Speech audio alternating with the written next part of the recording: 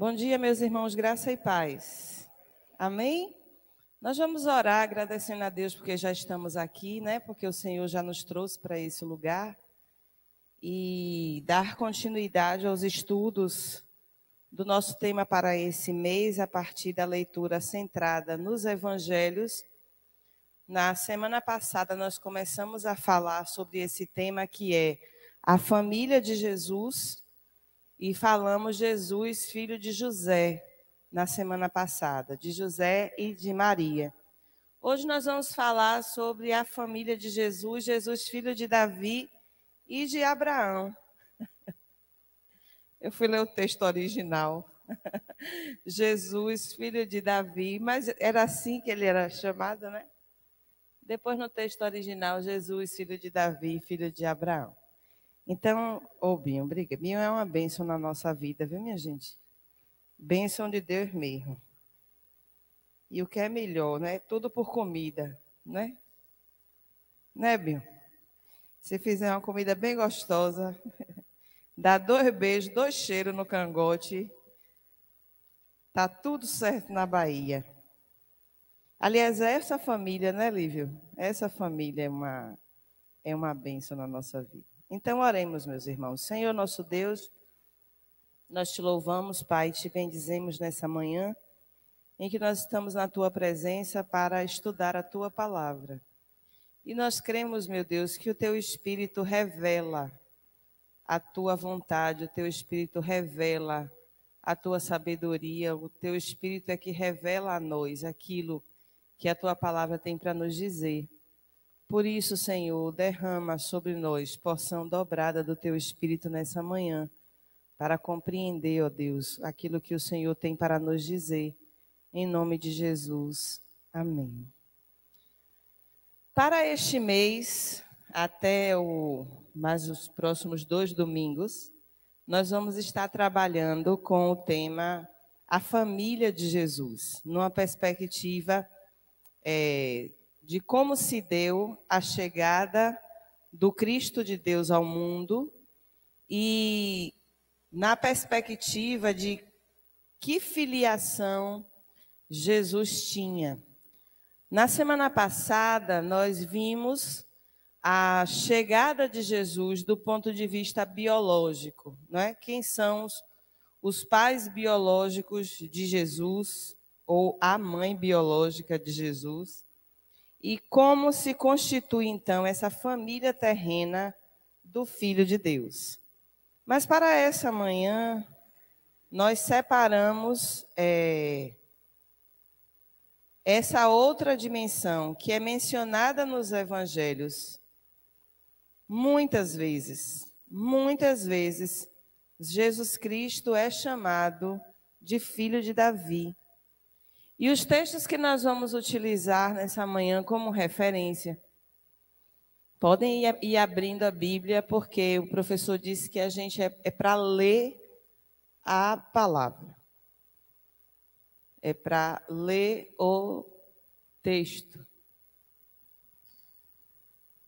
Semana passada o texto os textos foram grandes, né? E hoje os textos são muitos.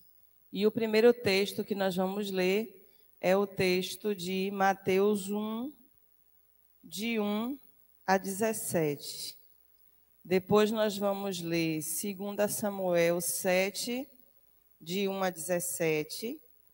E aí depois nós temos as pinceladas sobre o tema Jesus, filho de Davi, em Lucas 1, 27, 32 e 69, Mateus 9, 27, 12, 23, 15, 22, 20, 30 e 31, 21, 9 e 15. Aí nós vamos ver a perspectiva sinótica, né? O que são os evangelhos sinóticos? Os evangelhos que tratam dos mesmos temas. Sim quer dizer ao mesmo tempo, né? Então você tem sincrônico, no mesmo tempo. Não, sim quer dizer mesmo, ao mesmo. Sincrônico, ao mesmo tempo. Sinótico, eles têm a mesma temática, tratam da mesma história contam o mesmo episódio. Aí nós vamos ver nessa perspectiva de Mateus, Marcos e Lucas, pelo menos um episódio que é narrado nessa perspectiva de que Jesus é filho de Davi, nesses 3 evangelhos ao mesmo tempo. Depois nós vamos ver essa referencialidade no apóstolo Paulo, quando ele escreve a Timóteo 2,8, e vamos ver também a dimensão disso nas palavras de João, quando ele escreve o seu livro das revelações, que é o Apocalipse. Começando de Mateus 1, de 1 a 17, livro da genealogia de Jesus Cristo, o filho de Davi, filho de Abraão. Marquem essas 2 expressões. Foi por isso, Lívio, que eu disse a você que era para a gente ter ampliado um pouco, mas a gente já tinha fechado essa perspectiva. Marquem isso, tá? Gravem aí. Genealogia é a palavra que deriva do Gênesis, né? Da Gênesis, na verdade. Gênesis, origem, logia é a ciência que estuda a origem das pessoas, especificamente genealogia. Então, se eu quero fazer a árvore genealógica da minha família, eu preciso, a partir de mim, começar a contar quem veio antes. Então, tem eu, antes de mim, Nádja e Chinite. Antes de Nádja, Joaquim e Luci. Antes de Chinite, Toshiharo e Tiseko.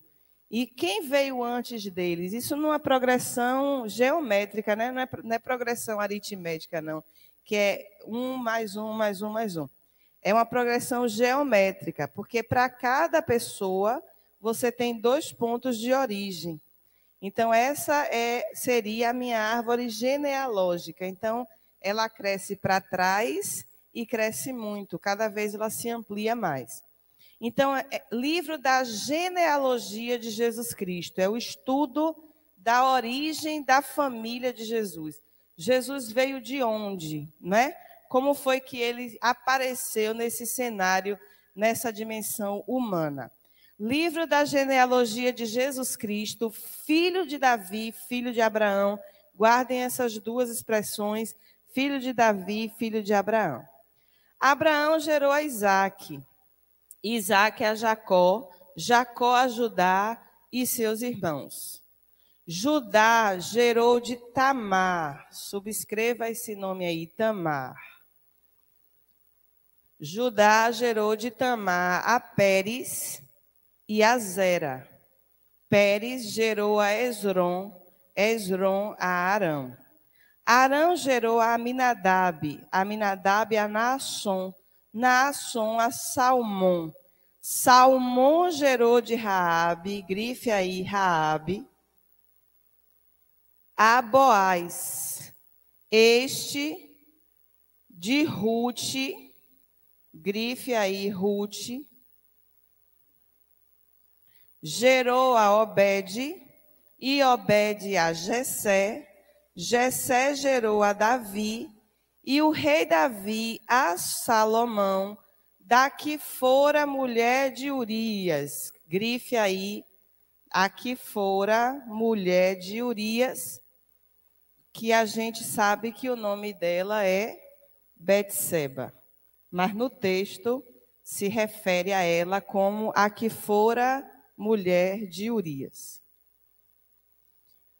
Depois disso, o que é que a gente tem? Deixa eu voltar aqui. Pronto. Salomão gerou a Roboão, Roboão a Abias, Abias a Asa. Asa gerou a Josafá, Josafá a Jorão, Jorão a Uzias. Uzias gerou a Jotão, Jotão a Acais, Acais a Ezequias. Ezequias gerou a Manassés, Manassés a Amon, Amon a Josias. Josias gerou a Jeconias e os seus irmãos no tempo do exílio da Babilônia. Parem para fazer uma observação. A partir de Roboão, o texto só menciona os reis de Judá. Por quê? Porque em Roboão a gente tem a divisão dos reinos. Então, paralelo ao reino de Judá e ao reino de Israel, tinha sempre dois monarcas, um de um lado e um de outro. Nós tratamos muito disso quando nós estudamos os profetas. E grifem aí o tempo do exílio na Babilônia. Depois do exílio na Babilônia, Jeconias gerou a Salatiel, Salatiel a Zorobabel, Zorobabel gerou a Abiúde, Abiúde a Eliaquim, Eliaquim a Azor, Azor gerou a Sadoque, Sadoque a Aquim, Aquim a Eliúde, Eliúde gerou a Eleazar, Eleazar a Matã, Matã a Jacó, e Jacó gerou a José, marido de Maria, da qual nasceu Jesus, que se chama o Cristo. Veja que ele diz, de Jacó nasceu José.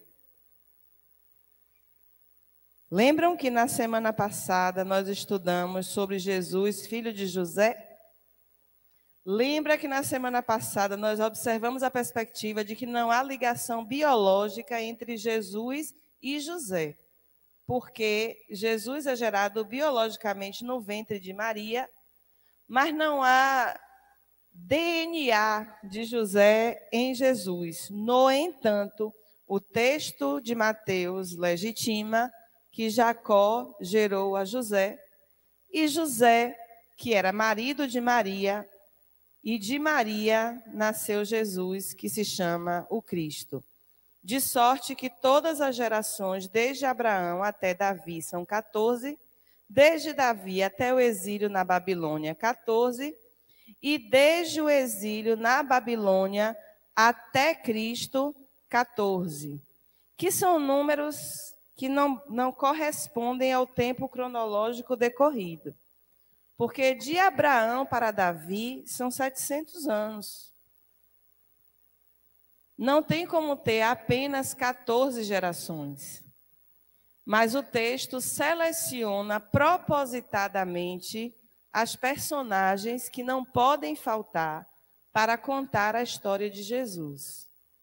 De Abraão até chegar, ou de Davi até chegar ao exílio da Babilônia, são mais 700 anos, se você considerar que a queda de Jerusalém se dá em 608 antes de Cristo. Então, de Abraão a Davi, 700 anos, 7 séculos.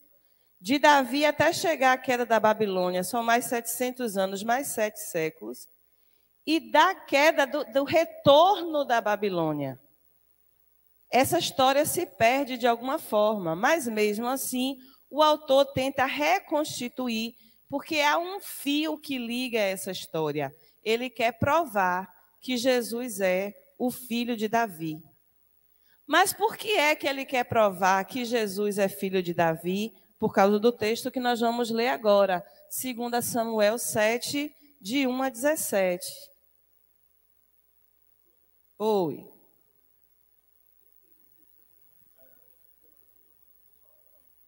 Diferente na perspectiva de Maria, porque ele é médico, não é? Então, há um componente diferenciado da história que Mateus conta para a história que Lucas conta, e nós falamos sobre isso na aula passada. Mateus escreve para judeus para provar que Jesus Cristo é o Filho de Deus, é o Messias esperado. É por isso que em Mateus, olha lá, quantas referências a Jesus como filho de Davi. Porque Mateus tem que provar para os judeus que eles são, que Jesus é descendência direta do filho de Davi. Lucas diz para nós que e ele apresenta um método, não é? Eu ouvi testemunhas que viveram com Jesus e eu mesmo sou testemunha dessas histórias. E a partir dessas vivências, então, a autonarrativa como processo de pesquisa, e a gente usa isso até hoje, ele diz, eu tenho um método, eu vou escrever do que eu vi e do que eu ouvi sobre Jesus. E ele, nessa perspectiva, não é, de ser alguém que é entendedor das ciências. Ele vai dizer, vai reconstituir a história de Jesus a partir de Maria, por causa de uma decisão que foi tomada no retorno do exílio. Até a ida para o exílio, o chefe da família determinava quem era, de onde era a ascendência daquela pessoa. Na hora de retornar do exílio, as famílias já estavam muito misturadas pelos estupros de guerra, já estavam misturadas pelos casamentos que foram constituídos a partir das alianças para continuar sobrevivendo sem o protetorado do reino de Judá e do reino de Israel. E eles implicitamente, eu não sei se isso está escrito, não é? Mas pela narrativa de Esdras e Neemias, eles decidem, então, que o que determina se um hebreu é hebreu, se um judeu é judeu, é o ventre. Então, um pai judeu não gera filhos judeus, mas uma mãe judia gera filhos judeus. Uma mãe hebreia gera filhos hebreus. Então, o que determina a ligação genética das famílias se desloca do lugar do homem para o lugar da mulher. Porque, sendo ela judia, não há dúvida de que aquele filho é judeu, mesmo que tenha sido filho de um homem de outra etnia. Mas o ventre hebreu gera filhos hebreus, o ventre judeu gera filhos judeus. E isso é uma decisão que eles tomam e que a gente vai confirmar isso quando, do final da reforma de Jerusalém. As coisas que Esdras e Neemias reconstrói os muros da cidade, e Esdras vem como o profeta e como o sacerdote. E ele faz uma limpeza, ele faz uma eugenia, né? Ele faz uma limpeza para o melhoramento da raça. Ele despede todas as mulheres estrangeiras. Se vocês lerem lá os últimos capítulos de Esdras e os últimos capítulos também de Neemias, dentro da reforma física e da reforma espiritual, ele pega as mulheres que são estrangeiras e manda elas embora com seus filhos. Por quê? Porque um ventre pagão gera filhos pagãos. Um ventre de uma mulher de outra nação gera samaritano, não gera hebreu. Hebreu de hebreus, como o apóstolo Paulo gosta de se autodeterminar. Então, é por isso que a perspectiva de Mateus é uma, e Mateus quer provar a linhagem de Jesus de acordo com o que ele entende, que os chefes da casa, eles são aqueles responsáveis por dar nome e sobrenome à família, mas Lucas, por ser médico e por estabelecer um outro método, ele vai dizer assim, ó, eu vou provar que Jesus era judeu, porque ele nasce do ventre de Maria, e Maria era uma hebreia. Ventres hebreus geram filhos hebreus. Então, a perspectiva da genealogia de Jesus em Lucas é uma, e em Mateus é outra, e observe que poucas mulheres são mencionadas na genealogia de Mateus. Só são mencionadas as exceções, e eu vou explicar para vocês depois, né, no decorrer da nossa lição, o porquê dessas exceções. 2 Samuel 7, de 1 a 17.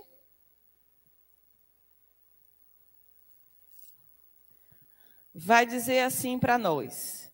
Sucedeu que, habitando o rei Davi em sua própria casa, tendo-lhe o Senhor dado descanso de todos os seus inimigos em redor, disse o rei ao profeta Natã: olha, eu moro em casa de cedros, e a arca de Deus se acha numa tenda. Disse Natã ao rei: vai e faze tudo quanto está no teu coração, porque o Senhor é contigo. Porém, naquela mesma noite, veio a palavra do Senhor a Natã, dizendo: vai e dize a meu servo Davi, assim diz o Senhor, edificar-me-ás tu casa para a minha habitação? Porque em casa nenhuma habitei, desde o dia em que fiz subir os filhos de Israel do Egito até ao dia de hoje. Mas tenho andado em tenda, em tabernáculo, em todo lugar em que andei com todos os filhos de Israel.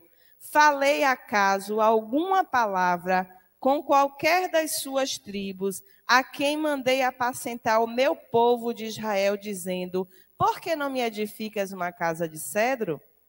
Agora, pois, assim dirás ao meu servo Davi: assim diz o Senhor dos Exércitos: tomei-te da malhada, de detrás das ovelhas, para que fosses príncipe sobre o meu povo, sobre Israel. E fui contigo por onde quer que andaste. Eliminei os teus inimigos diante de ti, e fiz grande o teu nome, como só os grandes têm na terra. Preparei lugar para o meu povo, para Israel, e o plantarei para que habite no seu lugar, e não mais seja perturbado, e jamais os filhos da perversidade o aflijam como dantes. Desde o dia em que mandei houvessem juízes sobre o meu povo de Israel. Dar-te-ei, porém, descanso de todos os teus inimigos. Também o Senhor te faz saber que ele, o Senhor, te fará casa. Quando teus dias se cumprirem e descansarem com teus pais, então farei levantar depois de ti o teu descendente que procederá de ti, e estabelecerei o seu reino. Este edificará uma casa ao meu nome, e eu estabelecerei para sempre o trono do seu reino. Eu lhe serei por pai, e ele me será por filho. Se vier a transgredir, castigá-lo-ei com varas de homens e com açoites de filhos de homens. Mas a minha misericórdia se não apartará dele, como a retirei de Saul, a quem tirei de diante de ti. Porém, a tua casa e o teu reino serão firmados para sempre diante de ti. Teu trono será estabelecido para sempre, segundo todas estas palavras e conforme toda esta visão. Assim falou Natã a Davi. O que é que nós temos aqui nesse texto? Davi é quem consolida a monarquia no reino de Israel como um todo. Davi vem de muitas batalhas e de muitas conquistas. Davi respeitou o tempo do reinado de Saul, nada fez a ele para usurpar esse lugar. Mas o texto diz que desde sempre Deus rejeita a escolha de Saul, porque ele rejeita, inclusive, a opção do povo de ter um rei. Deus era o rei dos reis. Deus era o rei dos judeus. E aí o que acontece é que, não tendo Deus como mais impedir que a monarquia se consolidasse em Israel, ele diz a Samuel que ele encontraria lá alguém procurando as mulas em uma planície, e que o homem que ele encontrasse procurando essas mulas, que ele consagrasse rei. E quem era esse homem? Era o homem mais bonito de Israel, depois de Absalão, era Saul. Saul era esse homem a quem o profeta tinha dito que seria o novo rei de Israel. E então Samuel unge Saul rei de Israel, mas Saul faz uma série de confusões, ele faz uma série de coisas que desagradam o coração de Deus. Mas Deus entende que ele vai levantar um rei para si, e o coração de Deus ama a Davi. Então ele levanta Davi, e Davi é o rei mais extraordinário da história de Israel, porque ele consolida Israel como nação.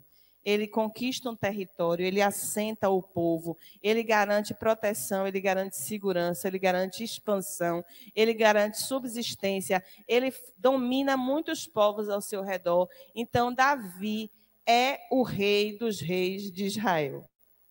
E a Bíblia diz que ele era segundo o coração de Deus.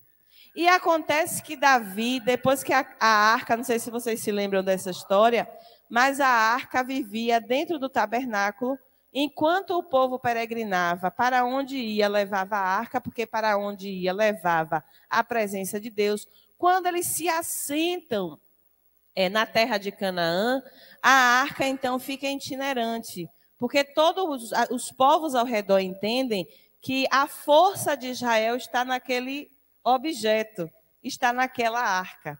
Então, quando um povo dominava Israel, subjugava Israel, a primeira coisa que eles faziam era pegar a arca e levar a arca. Os filisteus fizeram isso.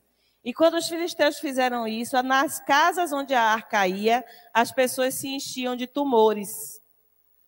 E havia uma proliferação de ratos. Inclusive, a presença da arca derrubou pelo menos 3 vezes o rei Dagom, que era o deus dos filisteus. E os filisteus providenciam uma forma da arca voltar para o território de Israel. A arca volta e na hora que eles estão transportando a arca, um dos transportadores vê que o carro de boi vai tombar, vai segurar na arca e cai morto ali naquele mesmo lugar.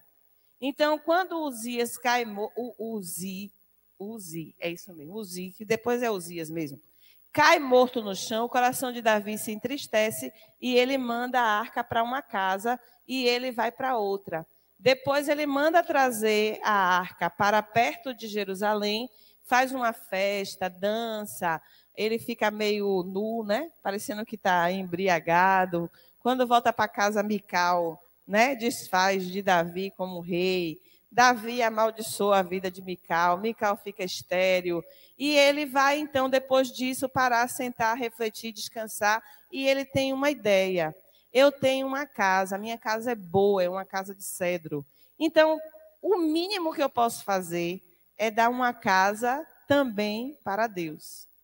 É construir um lugar para que essa arca fique abrigada com segurança. E é aí que Deus vira o jogo. Deus pergunta, quem é você para me dar uma casa? Eu nunca pedi. Eu habito onde quero e o lugar que quero. Agora, eu vou estabelecer uma aliança com você agora. Você não está querendo construir uma casa para mim? Então, eu vou lhe dizer uma coisa. Eu vou construir uma casa para você. E quando Deus diz, eu vou construir uma casa para você, não é construir uma casa física. Eu vou construir para você uma dinastia. Eu vou construir para você um tipo de reinado que não vai acabar nunca. Uma dinastia eterna. Vai entrar rei, vai sair rei, vai entrar poder, vai entrar potestade, vai sair poder e vai sair potestade. Sempre haverá um descendente de Davi sentado no trono de Israel. Esse é o pacto davídico, a aliança davídica. E que Deus não perde isso de vista nunca mais. Depois nós vamos ler os outros textos para ver a referência. Quando é que Jesus é chamado de Filho de Deus no Novo Testamento?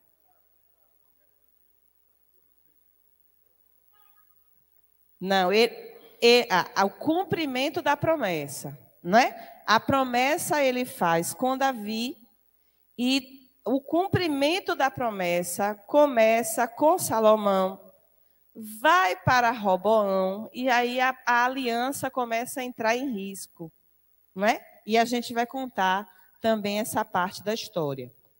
E aí o que é que acontece? Davi tinha a mão suja de sangue.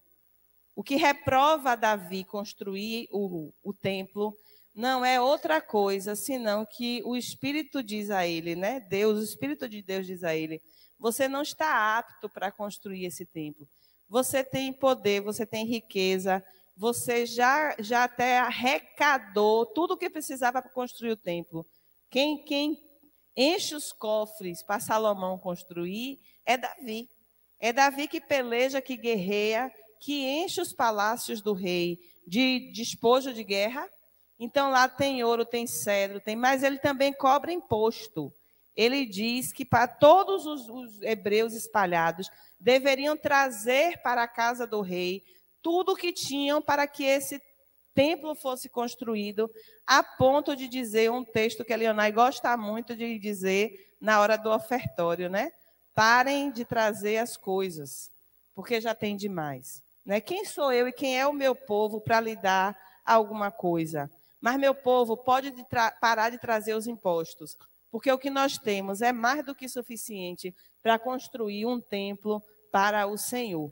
E Davi é impedido de fazer isso, porque as suas mãos já derramaram sangue demais. Mas Salomão, que é filho de Davi, que é filho não legítimo de Davi, é quem vai construir esse templo. E a partir de Salomão é que então a promessa começa a ser cumprida. Quando nós estávamos lendo, eu pedi a vocês que sublinhassem alguns nomes, principalmente o nome das mulheres. Lembra?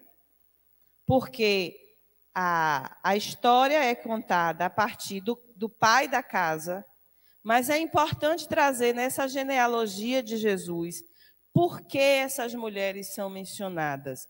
Primeiro ele diz, Abraão gerou a Isaque, Isaque a Jacó, Jacó a Judá e seus irmãos, Judá gerou de Tamar. Quem é Tamar? Tamar é nora de Judá. Ela não é a mulher dele, ela é nora dele. E ela não é uma mulher hebreia, ela é uma mulher cananita. O que acontece é que o filho de Judá casa com Tamar e ele morre. E ele tinha outros irmãos, e pela lei de Israel, os filhos, os irmãos do que morreu, deveria tomar suas esposas e ter filhos com ela para gerar descendência para seu irmão, principalmente se o irmão fosse mais velho. E o que acontece aqui? Se eu gero filho para meu irmão, quem vai assumir o poder da família, quem vai herdar a bênção da família, nem sou eu, nem é meu filho, mas é o filho que eu gerei para meu irmão em outro ventre. Então, Onã, o que é que faz? Ele ludibria, né? Ele engana Tamar. Ele cumpre o levirato, tecnicamente, porque ele se deita com ela, mas todas as vezes que ele deita com ela, ele faz o que a ciência hoje chama de coito interrompido, que é uma forma de controle de natalidade, não é?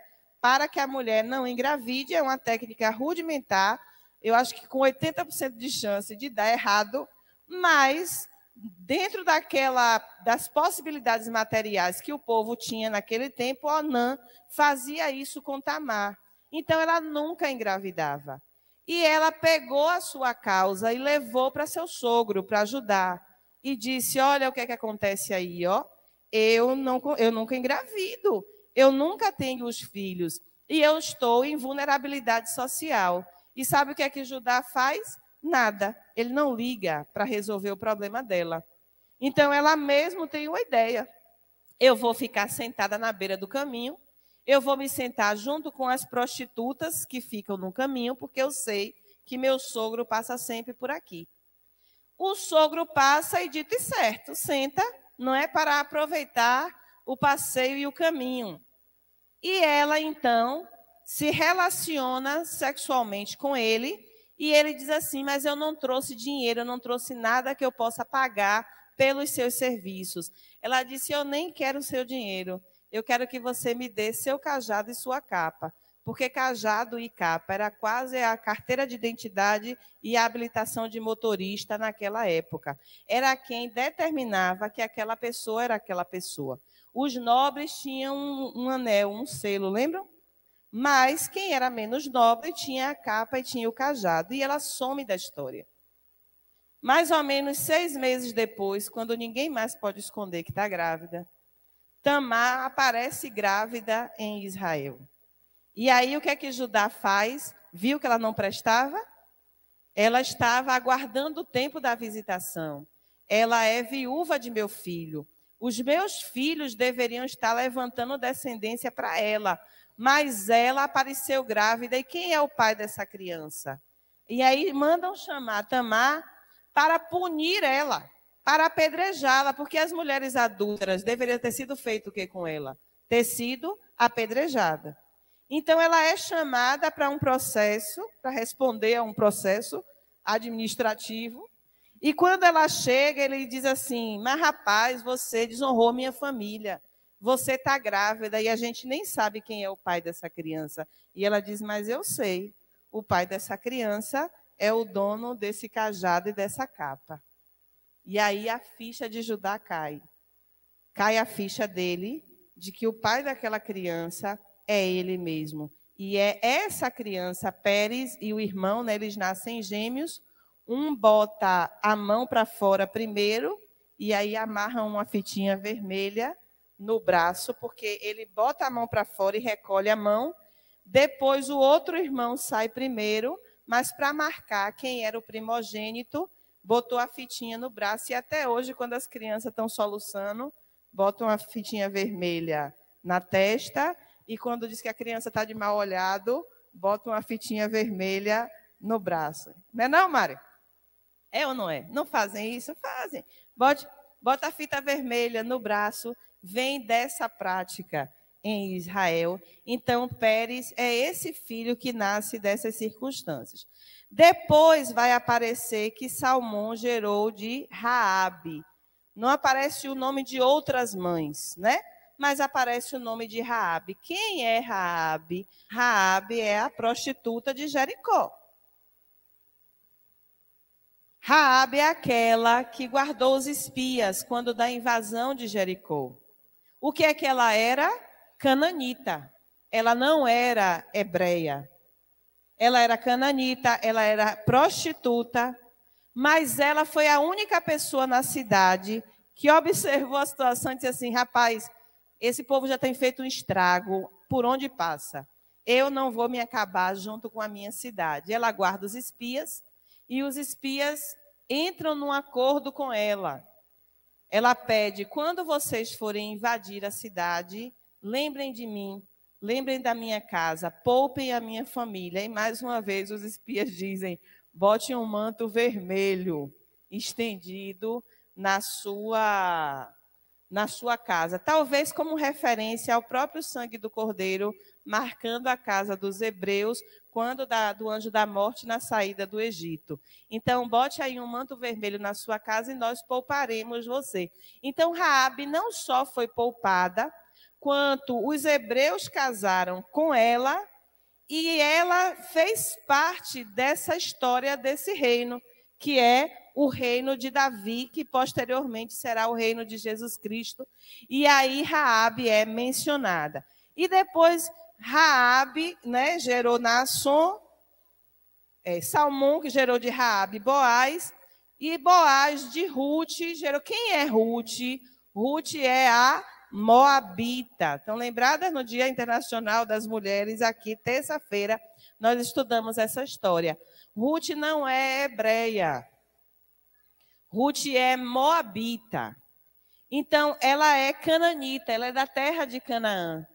Mas a sogra dela, Noemi, foi para Moabe, voltou de Moabe com a mão na frente e outra atrás, arquitetou um plano de sobrevivência e nesse plano incluía Ruth ser resgatada pelo sucessor. A mesma coisa que aconteceu lá com Tamar. Ser resgatada, a lei do levirato, ser resgatada pelo sucessor. Então, Ruth, juntamente com Noemi, se constitui como vó de Davi, porque Ruth gera Obed, Obed gera Jessé, e Jessé, então, da vara de Jessé, né, da vara que prospera, da vara da casa de Judá, nasce Davi. A outra mulher que é mencionada é a Roboão, Abias, Asa gerou Josafá, peraí, cadê? Jessé gerou ao rei Davi, e o rei Davi a Salomão, da que fora mulher de Urias. Estão vendo aí? O nome dela era Betseba, mas Mateus tem dificuldade em mencionar o nome dessa mulher, embora seja um nome tão conhecido quanto o de Tamar, quanto o de Ruth, quanto o nome de Raabe. O nome dela era Betseba e ela era uma mulher hitita. Os heteus são aqueles que a gente chama de filisteus. E Davi arquiteta um plano, ele subjuga essa mulher, ele a usa sexualmente por causa de um desejo, e ele acha que ele é rei, que ele pode tudo, manda buscar a mulher. Em momento nenhum o texto diz que essa mulher estava tomando banho para seduzir o rei, muito pelo contrário. O texto diz que era o tempo dos reis saírem à guerra e Davi estava onde? Em casa. Não tendo o que fazer em casa, ele foi para a beira do palácio. E de lá ele vê Betseba a banhar-se, porque ela estava no seu tempo de imundície. Ela estava em tempos de menstruação. Então, quando isso acontecia, ela precisava banhar-se, lavar-se, limpar-se. Lembrando que as estruturas das casas não são essas casas privadas que nós temos hoje, em que o banheiro é um lugar reservado. Mas vamos pensar que era um banheiro como ainda temos nas comunidades rurais e como nós ainda temos aqui dentro de Camaçari, por exemplo, na comunidade do Jaraguá. Você chega lá, e eu estou falando porque eu fui, né? Na minha escola, a gente tinha um fenômeno de que os meninos quebravam as descargas todos os dias. Quando eu cheguei nessa determinada escola, todo dia eu mandava consertar a descarga. E ao invés de tirar a descarga ou brigar com os meninos por causa da descarga, a gente tem que entender o que é que está gerando esse fenômeno. Eu fui visitar a comunidade. Quando você vai visitar uma comunidade como essa, vocês têm que saber que o último cômodo da casa a ser estruturado é o banheiro. Primeiro, as pessoas precisam ter um teto. Elas precisam ter um lugar para dormir. Depois que isso está resolvido, aí elas vão tentar fazer uma cozinha para ter mais condição de cozinhar, de produzir alimentos dentro de casa. Rodrigo foi nessa comunidade visitar uma família. A casa tinha um cômodo e era assim: todo mundo precisava entrar em casa, fechar a porta e colocar os colchões na casa para deitar e dormir. Na hora que o primeiro tinha que acordar para sair para trabalhar, todos tinham que levantar, porque se não levantasse os colchões, não abria a porta de casa para a pessoa sair. O último cômodo que alguém vai pensar em fazer nessa casa é o banheiro. Então, veja, nós estamos falando de 1.400, 2.000, 3.000 e 2.700 anos atrás. Então, o banheiro de Betseba não tem essa estrutura de jacuzzi, de várias pias, né? Essa estrutura toda que nós temos. Ela tinha um banheiro e o banheiro sequer tinha cobertura. Quem estava olhando para o lugar errado na hora errada foi Davi. E o texto não diz assim: Davi mandou um convite para jantar com ela e ela aceitou. O texto diz que Davi mandou seus guardas ir buscar ela. Quando um rei manda buscar, quem é que diz que não vai? Quem é que diz que não vai? Ninguém. Ele manda os reis, ela vem escoltada para o palácio, e quando ela chega no palácio, ele a força. Ele tem relações sexuais não consentidas. E depois que ele realiza o seu desejo, é que ele vai procurar saber se ela era casada, se ela tinha marido e quem era o marido. Mas ele, no lugar de rei, ele achava que ele podia dispor do corpo de qualquer mulher. Então, durante muito tempo na história, Betseba é contada como a mulher que seduziu o rei Davi. Que a culpa é dela, como a culpa é da serpente, como a culpa é de Eva. Mas ela é uma mulher que, sob aquela circunstância, ela é forçada a deitar-se com o rei, engravida dele, e quando engravida é que isso gera um problema. Porque se ela não tivesse engravidado, Davi ia esquecer que ela existiu na vida dele, como o filho dele, Aminon, fez com a filha dele, Tamar. Arquitetou um plano para estuprar a irmã dentro do próprio quarto, e depois que ele abusa sexualmente dela, a menina não tem mais valor para ele. Aí força Absalão voltar e matar ele, né? Para vingar a honra da irmã. Mas só que ela engravida. E na hora que ela engravida, quem é o marido dela? Porque se ele tivesse em casa também, irmão Eudaldo, estava tudo certo. O filho é dele. Não importa quem deitou com ela. O filho vai ser do marido. Depois, quando vocês tiverem tempo, assistam uma série chamada Catedral, na Netflix. Fiz propaganda, né, Lívio? Depois você corta essa parte. Assistam uma série chamada Catedral e vocês vão entender o que foi que Davi fez. Existe um processo na era medieval, inclusive, muito mais reforçado, em que os donos da terra tinham a primeira relação sexual com a menina que acabava de casar. Não era o marido que tinha, era o dono da terra, porque ninguém ia saber ao certo de quem era aquele filho, se era de um ou se era de outro, e no final, né, um filho não vai querer matar o pai. Então, se eu não sei ao certo quem é meu pai, eu não vou querer matar meu suzerano. Então, ele segue com a vida. Assistam depois Catedral e vocês vão entender o que foi que aconteceu de fato com Betseba. É por isso que há um destaque para Salomão, que herda o trono de Davi, nasce daquela que fora mulher de Urias, como se ela tivesse largado o marido e ido se deitar com Davi, sendo que a história é outra.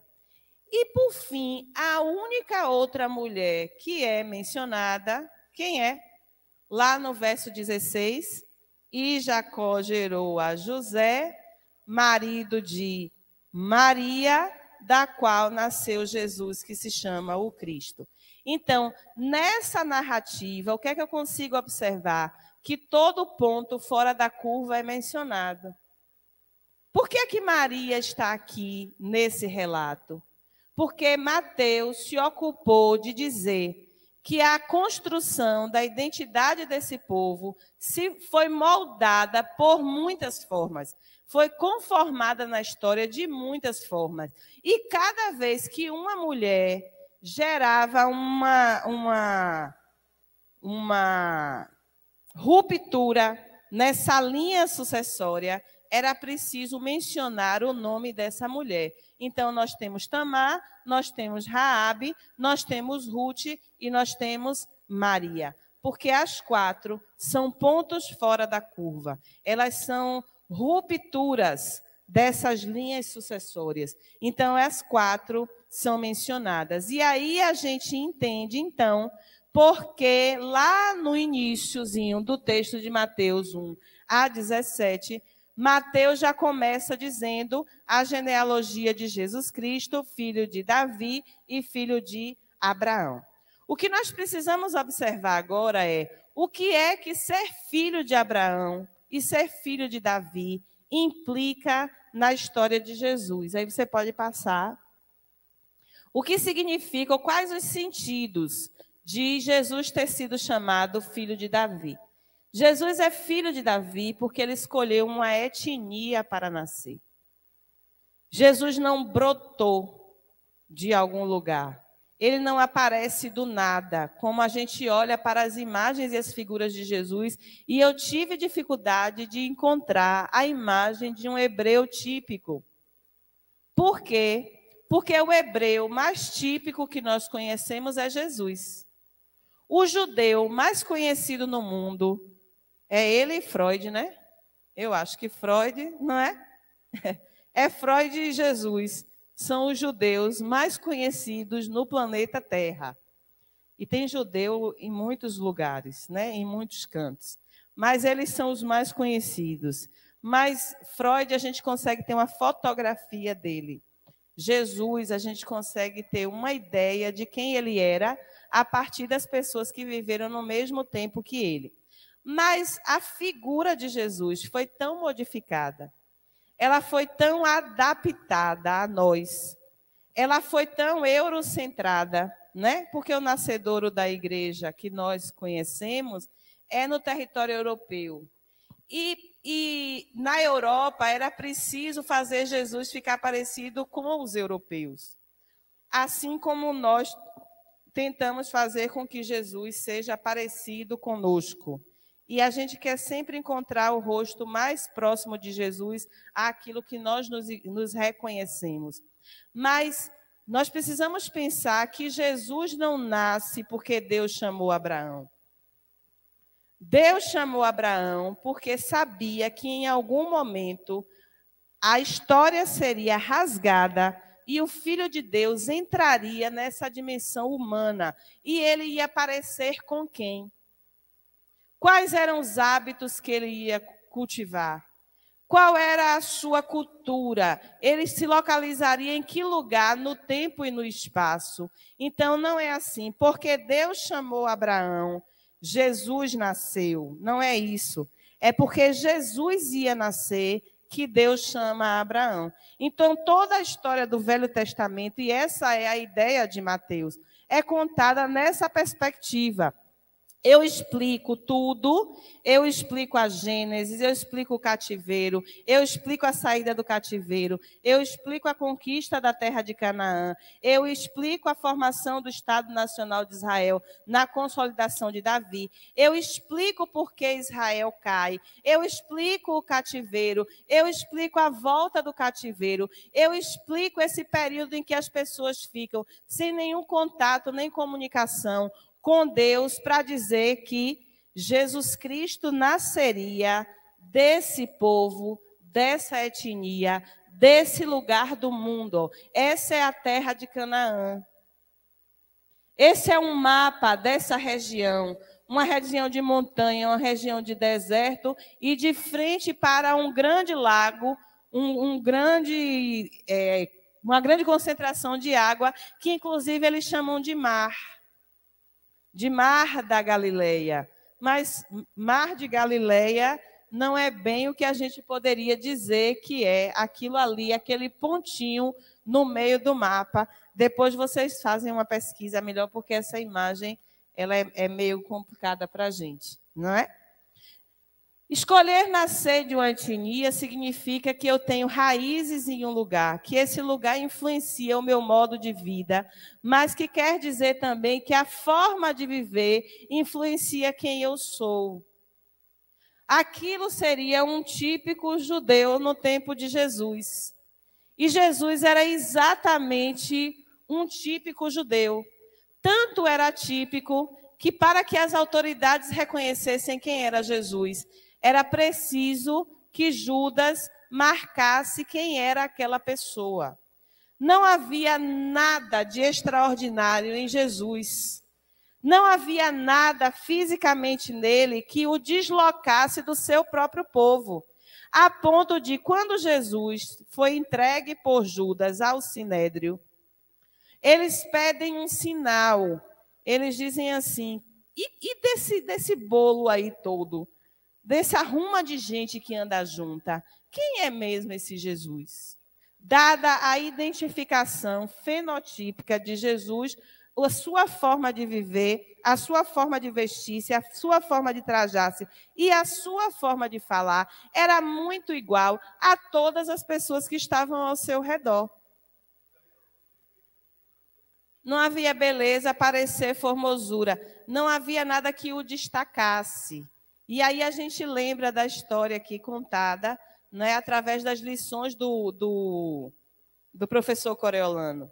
Os deuses e semideuses gregos eram sempre maiores, mais fortes, mais bonitos. Eles tinham características que os destacavam da multidão. Então, quando a gente está falando, por exemplo, de Hércules, Hércules, na mitologia grega, ele é um semideus. Ele é filho de Deus com humanos. Mas Hércules era o homem mais forte do mundo. Ele realizou as 12 tarefas. Quem era Aquiles, né? Filho de um deus com uma humana. E ele tinha uma habilidade notável e extraordinária para a guerra. Mas ele tinha uma fragilidade que determinava que ele era semideus, um quase Deus. Mas quando Mateus faz essa construção de quem era esse homem, que era filho de Deus, no ventre de uma mulher, num tempo e num espaço, ele diz que Jesus era um típico judeu. E se Jesus vivesse nos nossos dias e fosse o que ele realmente era, ele era nazireu, portanto, ele era um judeu arraigado das tradições daquele lugar. Ele é chamado de rabino. Jesus viveria entre nós daquele jeito ali, ó, com as fitas amarradas no braço. Jesus foi circuncidado. Jesus foi iniciado aos 13 anos. Jesus foi batizado. Jesus cumpriu todos os ritos do seu tempo, da sua época, da sua cultura e da sua religião. Por que a gente não pode perder isso de vista? Porque se Jesus tivesse vivido em 1954, era bem possível que ele tivesse morrido numa câmara de gás. Sabe por quê? Porque ele era um judeu típico. Ele era um hebreu. Se Jesus tivesse vivido na Segunda Guerra Mundial, Hitler tinha matado ele. Não porque ele é o Cristo, mas porque ele é tão judeu, porque ele é tão hebreu quanto todos os outros hebreus. E a gente não pode perder isso de vista, porque a nossa origem étnica, ela determina muita coisa do que nós somos. A minha ascendência é oriental. Meu pai é japonês, de japoneses. Nascido no Japão, vindo para cá. Mas a outra metade da minha família saiu de Creguenhem, no interior da Bahia, que é um território também de identidade. Então, muito do que eu sou diz respeito a essa cultura e essa forma de existir do povo do meu pai no mundo. Essa serenidade, esse equilíbrio, essa capacidade de ficar o tempo todo pensando, raciocinando, procurando conexões, procurando padrões, reconhecendo, essa capacidade de parar tudo e meditar mesmo, essa necessidade de disciplina, de ter rotina, tudo isso eu herdei dele. E eu não precisei morar onde ele morava, eu só precisei conviver com ele e ser educada por ele. Mas, por outro lado, eu venho de uma família que saiu de Creguenhem. Sabe que é sertão da Bahia. Então, eu ainda me comovo quando vejo chuva cair. Eu tenho pavor de desperdiçar água, porque eu sei da dificuldade que o meu povo tinha de ter acesso a isso. Para mim, não tem merenda melhor do que coco com rapadura. Porque era o que eu comia. Isso faz de mim ser essa pessoa. Ter convivido com essa pessoa. Aí lá em casa tem uma parte da família, depois você tira isso, viu, Lívio? Que tem restrição a tomar muitos banhos. Inclusive meu avô. Era uma luta botar avô para tomar banho. Sabe por quê? Porque água, banho é um luxo. De onde ele veio, o banho é um luxo. Em compensação, meu avô tinha muitas dificuldades do trato urinário depois, né, já no finalzinho de sua vida, porque não era um hábito dele beber água. Porque beber água em Creguenhem era um luxo. Então, esse lugar determina muito do que nós somos. Qual é a sua ascendência, Françu?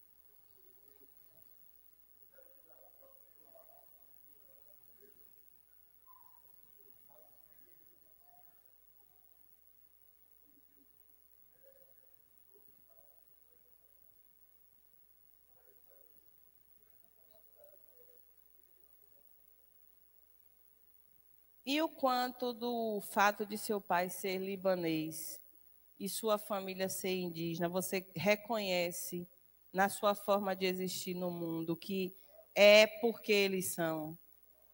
Muita coisa. Pastor Dácio vem do norte, é Pastor Dácio? Ou era baiano e foi para lá? Como é isso, Vanosa, de vocês dois?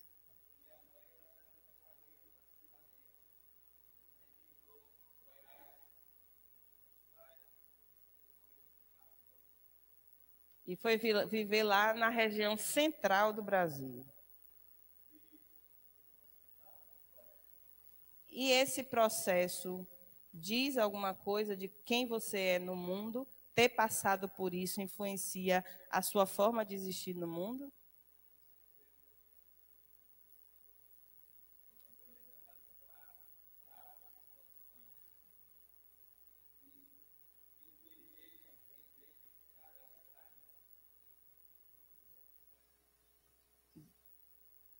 Afeta até nosso paladar, né, Balbina e mais Eudaldo? Juazeiro, vocês? Todos dois? E Eudaldo? Irecei, eu sei. Tem microfone, Lívia? Que às vezes passa um carro de som e a gente não. Você tem dois aqui, viu?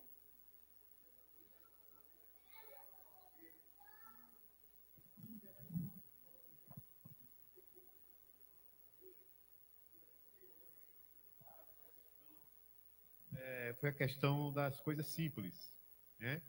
Comida simples, né? Uma maneira de sempre honrosa, de andar de uma forma honesta. Então, assim, isso eu adquiri do meu pai. E Balbina também é do mesmo jeito, né? Você que até a cultura que eu adquiri, né? Que o pai dela era irmão do meu pai, então ele sempre prezava assim, ó, seja honesto, não queiram nada de ninguém. É. E outra coisa também que eu herdei do meu pai é a questão do empreendedorismo. Meu pai, para você ter uma ideia, era analfabeto, meu pai. Mas era um dos homens mais, um dos comerciantes mais, assim, que agregou imóveis, foi meu pai. Então, assim, não sabia ler nem escrever.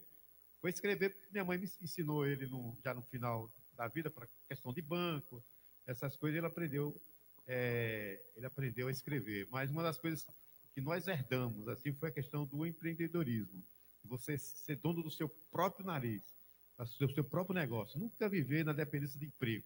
Pelo menos é o que meu pai ensinou para a gente. E aí a gente tem a ideia de que Juazeiro da Bahia faz fronteira com Petrolina em Pernambuco. Geralmente cidades de fronteira são cidades de troca, não é? De intercâmbio de um território e outro. É compreensível que vocês sejam empreendedores. E mesmo que vocês não dissessem que são parentes, eu já sabia que são. Mas mesmo que vocês não dissessem, quem olha para a Balbina e olha para Eudaldo tende a entender, né, que eles têm uma proximidade familiar, de parentesco, porque se parecem. Veio de onde, Marinalva? Hã?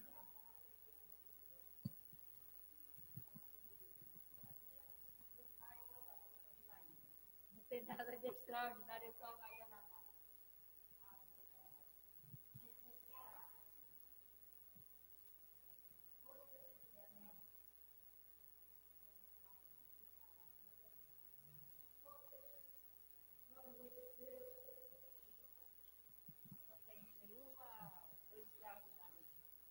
Nada de extraordinário.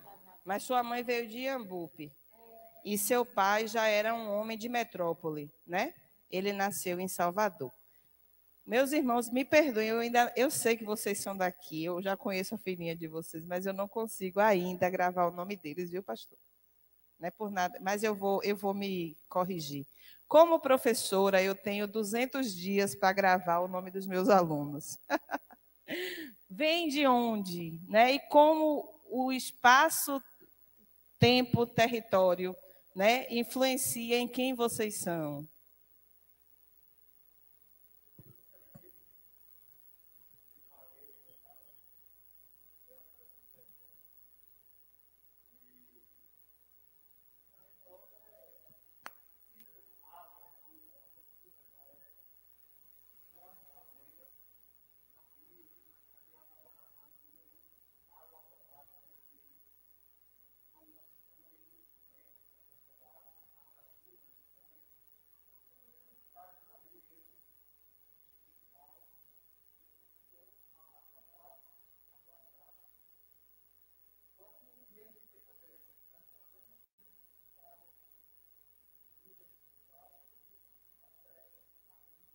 Sim.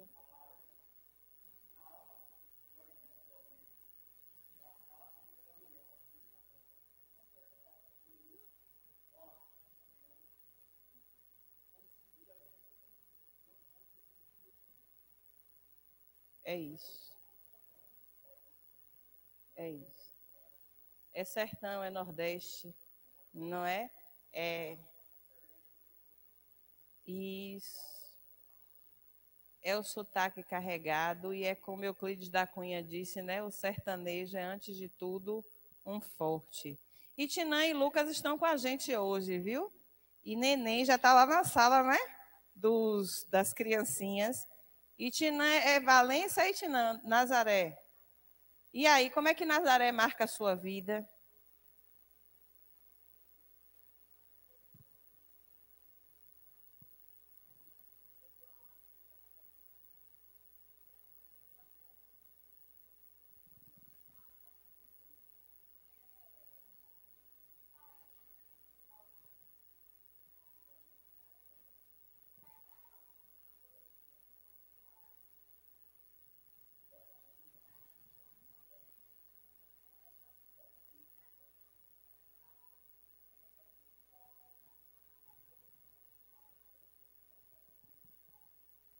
A macaxeira do irmão aqui, nosso aipim. Né? Quando a gente vai em Sergipe, vai para Aracaju, eles sabem logo que a gente é baiano, porque a gente perde aipim com carne do sol. Aí ele diz, e é macaxeira? Dá no mesmo. E veja aqui, olha como a primeira coisa que Itinã fala, né? O consumo da farinha, ela é de Nazaré, das farinhas. Não é à toa que o nome dos lugares marca um pouco da sua cultura. Irmão Marcos, veio de onde? Tenha medo.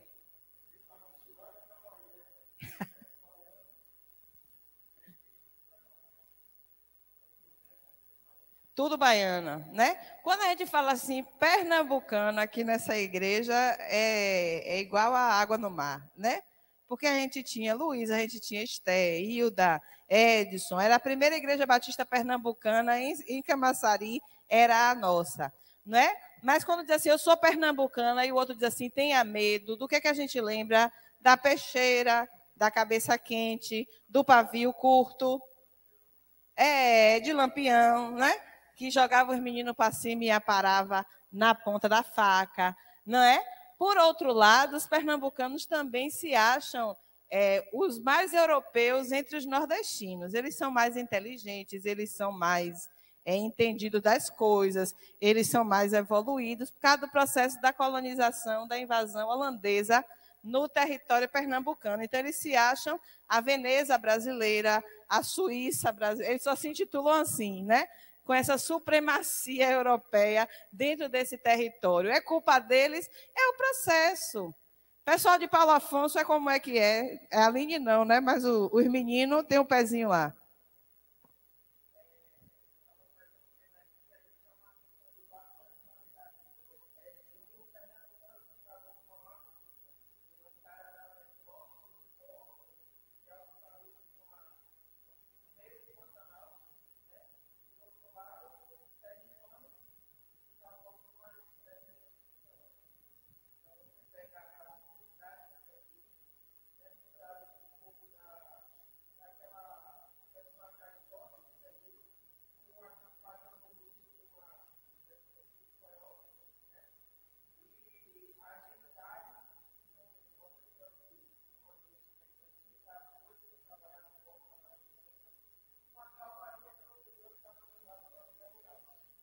É brincadeira, isso aí é o que o apóstolo Tiago chama todo vento de doutrina.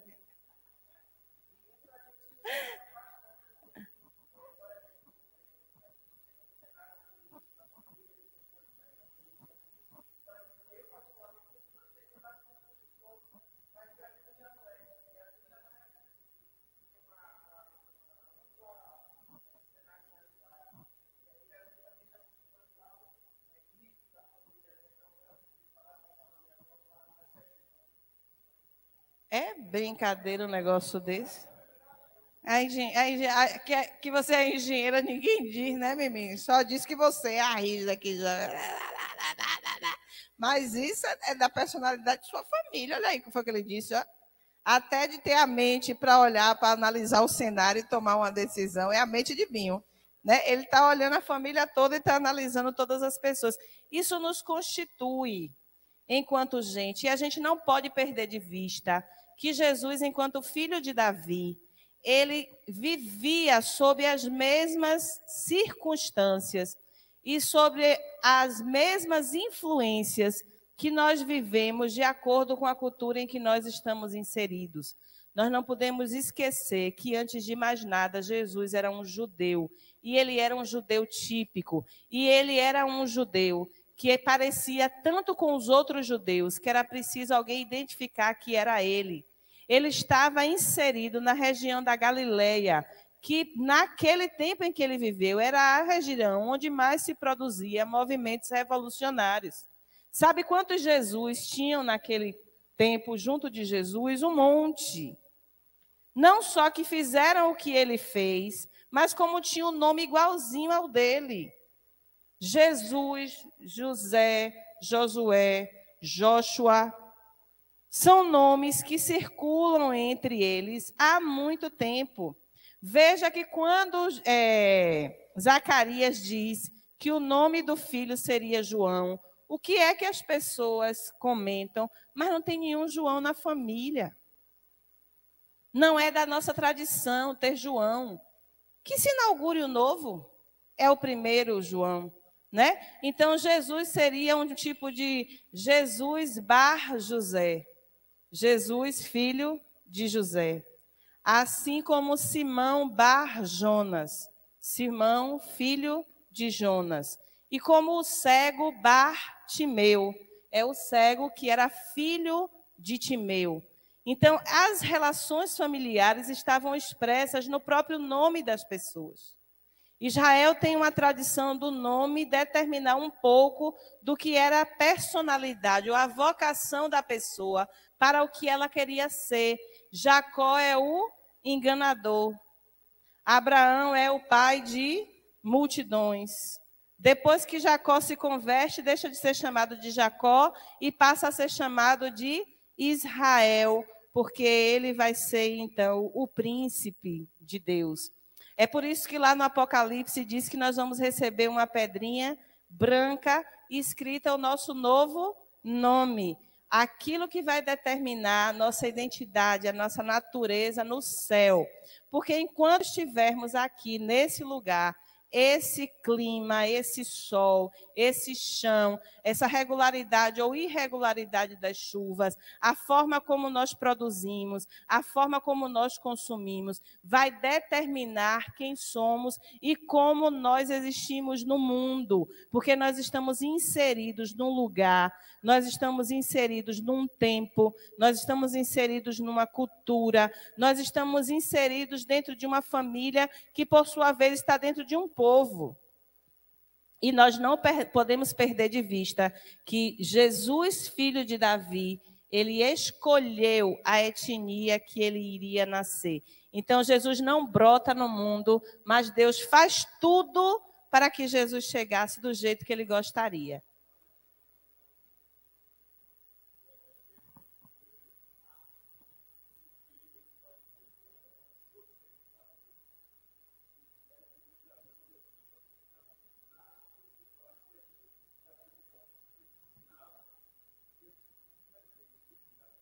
Que o filho de Davi viria, né? Eles não aceitavam que o filho de Davi fosse um judeu tão típico. Tinha que ensinar para as pessoas que em algum momento o filho de Davi viria, por causa do pacto davídico. Então, esse movimento, esse processo de libertação viria desse descendente de Davi. O que é difícil de engolir é que um judeu típico, como Jesus era, pobre como era, da Galileia dos gentios, recebesse o título de filho de Davi. E aí a gente vai ver depois quando é que esse termo é usado, nas circunstâncias, e quem é que reconhece de fato que Jesus é o filho de Davi. Jesus ser filho de Davi significa também que ele escolheu uma história para fazer parte.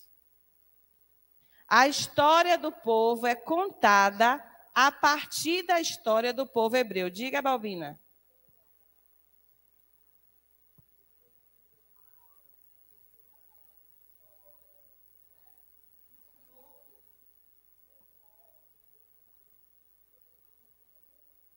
Isso.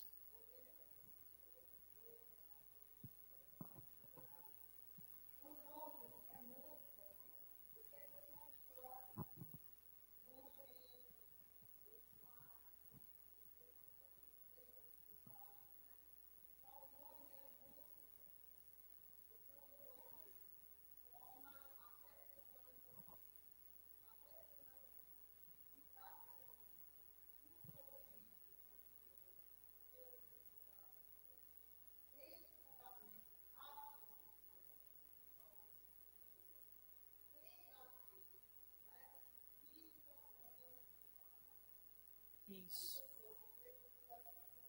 Isso. Isso.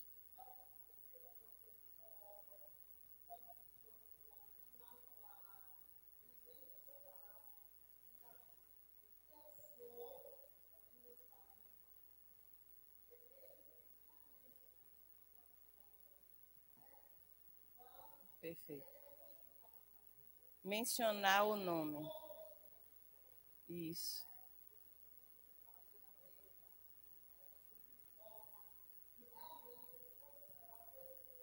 Exatamente. E é importante a gente fazer um hiperlink aí com essa citação, que Jesus quer dizer o salvador do seu povo. Ele veio para salvar o seu povo. Isso é o nome que deveria se dar a Jesus. Mas diz o texto que ele seria chamado, não é, de Emanuel.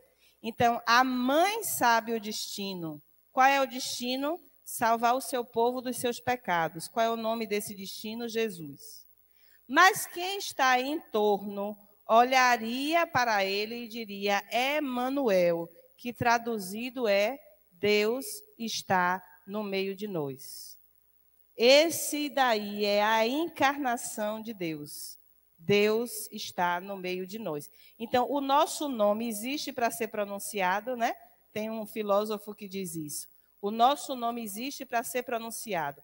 Por isso eu tenho tanta dificuldade em lidar com os escritores que não mencionam o nome das mulheres. Os nomes existiam, mas elas foram apagadas do processo. E nós fazemos apagamento com as pessoas. Nós as tornamos invisíveis e invisibilizamos as pessoas, principalmente quando nós não damos nomes a elas.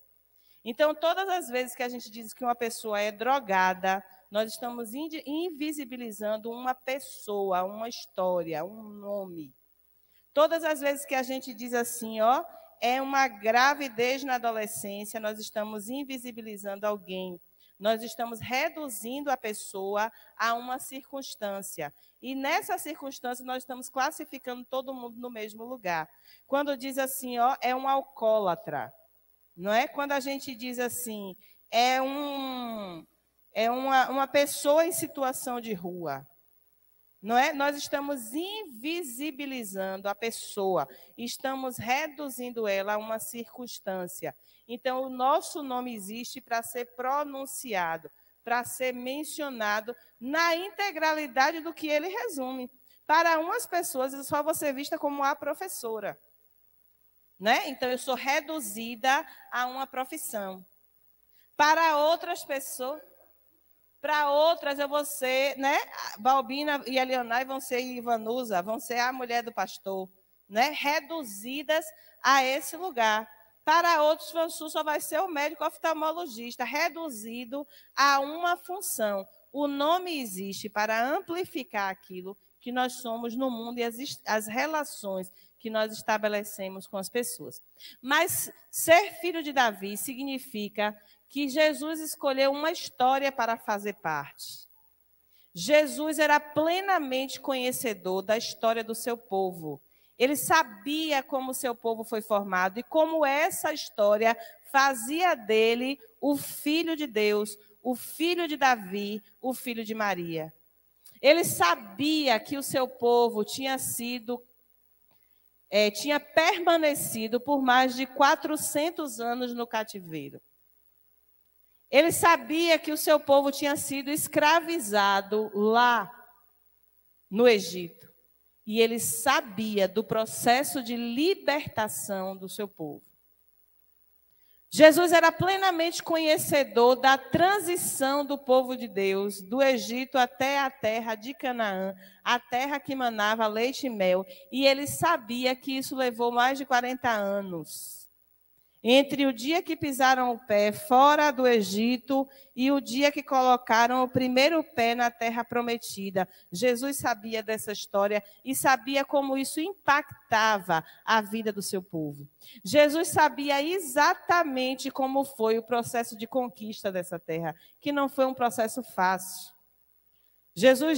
Deus disse a Abraão, né? Eu vou lhe dar uma terra que mana leite e mel. Você vai ser pai de muitas nações. Ele só não disse que lá, quando ele chegasse, já teria o Eveu, o Ferezeu, o Jebuseu, o Eteu, 9 povos diferentes, para ele expulsar da terra e tomar posse da terra que Deus havia prometido a ele, mas que não estava escrito em lugar nenhum para mostrar o comprovante de compra e venda e dizer assim, ó, ordem de despejo, saia da minha terra, que foi Deus que me deu. Não tinha. Então o povo saiu do cativeiro com mente de escravo, adentrou uma terra e passou por um processo de formação. E essa história estava muito nítida na cabeça de Jesus. Jesus sabia que Moisés foi o principal líder do seu povo. Jesus conhecia essa história. Jesus sabia que Elias tinha sido o maior profeta do seu povo. Jesus conhecia essa história. E Jesus sabia que essas duas pessoas representavam a história do seu povo e a história do seu tempo. Tanto que Mateus se ocupa, no capítulo 17, de criar a cena da transfiguração. Já pararam para pensar nisso? O que é aquela transfiguração no monte? Jesus sobe ao monte para orar com os seus discípulos mais chegados. Estão com ele João, Pedro e Tiago. Está no monte orando. E, de repente, Jesus se transfigura. Ele muda de aparência física. Parece que havia nele um brilho diferente, alguma coisa que o deslocava dessa humanidade. E junto a ele aparece quem? Moisés e Elias. Abraão nem aparece nessa história. Aparece Moisés, aparece Elias. Sabe o que é que aparece no Monte da Transfiguração? Esse texto. É no Monte da Transfiguração que esse texto se encarna e se encontra. Porque esse texto é feito do Pentateuco, que são os livros que contam a história de libertação do povo de Deus. Conta a história de quem? Conta a história de Moisés. Elias é a representação da profecia, que são os outros livros todos que estão elencados aqui. E Jesus é o próprio Novo Testamento. Ele é o próprio Evangelho ali naquele lugar. A transfiguração é isso, é essa história. E o que é melhor, né? Por que é que Mateus faz questão de registrar? Você tem 3 testemunhas humanas, 3 judeus, 3 hebreus, olhando para Moisés, olhando para Elias e olhando para Jesus. Eles estão olhando para os 3. E Pedro fica muito impressionado com aquilo. Ele diz assim, bom é estarmos aqui. Nós vamos fazer 3 tendas. Uma para Elias, uma para Moisés e uma para Jesus. Eles nem precisam de tenda, dada a plenitude daquele evento. Mas Moisés e Elias olham para Jesus, apontam para ele, e uma voz do céu diz, esse é o meu filho amado, Em quem me comprazo? Não. Esse é meu filho amado, a ele ouvi. Quem é a palavra agora? Quem é que tem a autoridade de legislar, de profetizar sobre Israel? Se desloca a voz de Moisés, o mais importante para todos os hebreus. Se desloca a voz de Elias, o profeta mais importante para os hebreus. E essa voz é dada a quem agora? A Jesus. Se vocês tiverem que ouvir alguém, ouçam a ele, porque nele está a plenitude da lei e da profecia. A nossa história se resume nele. E quem é ele? Ele é o filho de Davi. Nele está representada a história desse povo. A história de um povo que foi trazido à existência para que Jesus viesse a existir. Para que Jesus tivesse um corpo, para que Jesus tivesse uma face, para que Jesus tivesse um nome, para que Jesus tivesse uma história. Foi para isso que esse povo passou por tudo isso, para que a vinda de Jesus Cristo fizesse significado e ele se constituísse, então, o libertador, não só do seu povo, mas de todos os povos. O que nós fizemos no primeiro século foi apagar a história cultural, biológica de Jesus. O que nós fizemos foi pegar a história de Jesus e deslocar ela desse lugar. Até porque a gente passou 20 séculos dizendo que quem matou Jesus foram os judeus. Por que nós amaríamos esse povo? Por que nós gostaríamos dele? Se foi quem apagou, que matou, que violou o nosso Salvador. Foram eles que penduraram esse Cristo na cruz. E aí a gente começa, então, a dizer que esse povo não presta. Então, em Lucas, você não acha que Jesus é filho de José. Em Lucas, você não acha que Jesus era um hebreu como todos os outros hebreus. Porque não havia interesse de reforçar a ideia de que Jesus era um judeu. Mas Mateus tem. Porque ele está pregando para judeus. E ele quer convencer os judeus que esse menino, Galileu, filho do carpinteiro, pode sim ser chamado de filho de Davi. Ele sim, mesmo com todas as fragilidades sociais que ele enfrentava, esse rapaz pode ser considerado o cumprimento da promessa, ele é o filho de Davi. E ser filho de Davi significa também... Tem aí o outro? Pronto. A confirmação nele estava a realização de todas as alianças que Deus já havia feito com o povo. Lembram dessa primeira aliança? Quando foi que isso aconteceu?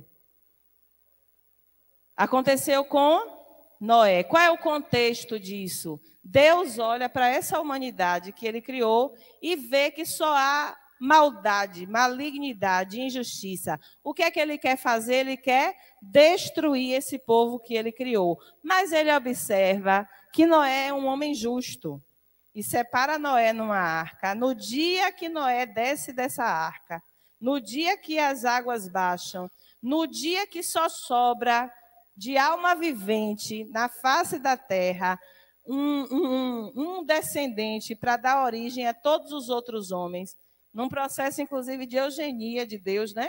Ele pega todos os modelos que deram errado e despreza. Fica Noé, que era homem bom e justo, porque subentende que de Noé viriam outros homens bons e justos. Noé, sua esposa, seus 3 filhos, as suas noras, todos os animais da terra preservados. Então, você tem ali uma aliança, que é o arco-íris no céu, dizendo: nunca mais eu destruirei a humanidade com água. Essa é uma aliança. A outra aliança é feita no Sinai, a aliança sinaítica. É quando Deus diz a Abraão: eu vou ser Deus de vocês e vocês serão o meu povo. E entre todos os povos da terra eu estarei com vocês. Eu estarei abençoando vocês. Eu estarei caminhando com vocês. Para vocês serem melhores do que os outros povos da terra? Não. Para vocês serem um ninho, onde o ovo de ouro vai ser depositado.